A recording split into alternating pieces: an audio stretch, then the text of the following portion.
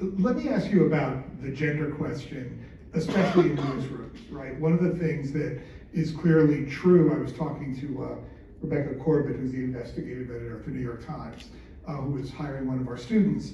And in the course of it, she said, she'd been talking to people at Columbia, and she said, they're saying a lot of their best students are women. And I said, yeah, some of our best students are women as well. And I'm wondering what your sense was, both as a participant in the New York Times newsroom and a leader in the New York Times newsroom, as well as the reporting behind the Me Too movement. What are the gender dynamics like in journalism these days? And how is it different from, even 10 or 15 years ago? Absolutely. So I'm going to be very transparent. I'm 64 years old. I entered the New York Times newsroom in 1981. I got out of college in 1980. And when I entered the New York Times newsroom, there was not a single woman in any position of power, except in, guess what? You'll get it, the fashion styles department.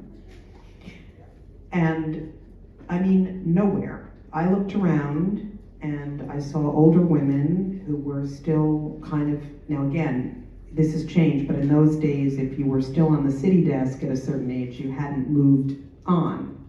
Thankfully, that's been changed to embrace the fact that you could be a senior journalist on a city desk and be great, but there was no one. And I entered the New York Times newsroom but 2 or 3 years after a pretty famous lawsuit was filed by a lot of women at the Times, and there were at Newsweek a whole generation of lawsuits that forced the Times to re-examine and promote women. I was a beneficiary of that. I got a lot of opportunities, and I think I was treated really well. I mean, I was sent abroad very young.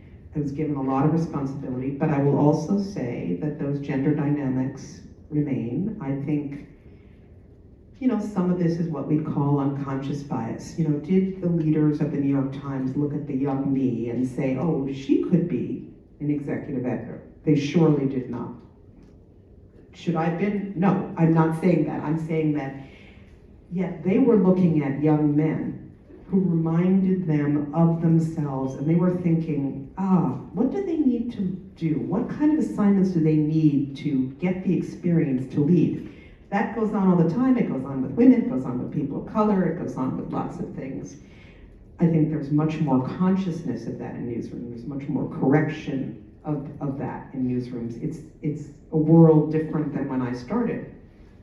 And I also will say something that I think that, yes, I mean, my husband is also a journalism professor at Columbia.